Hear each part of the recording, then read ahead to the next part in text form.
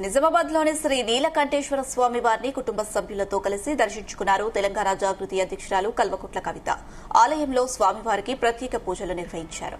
కార్తీక పౌర్ణమి మరుసటి రోజున ఎప్పటి మాదిరిగానే నీలకంఠేశ్వర స్వామికి అభిషేకం చేశామని చెప్పారు కవిత. మోంతా తుఫాను వల్ల రకరకాల నష్టాలు జరిగాయని, ప్రజలంతా మనోధైర్యంతో ఉండాలని కోరుకున్నట్లు తెలిపారు కవిత.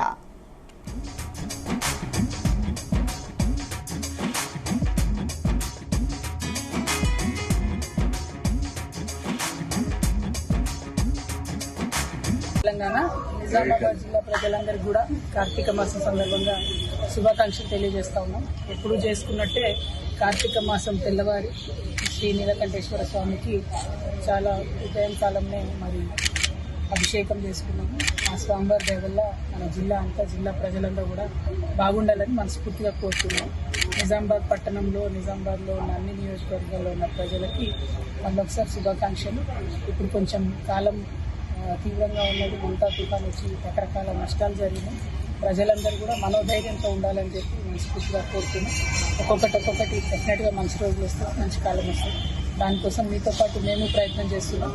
మనోధైర్యంతో ఉండండి, బలంగా ఉండండి. Thank you. జై తెలంగాణ. నిజామాబాద్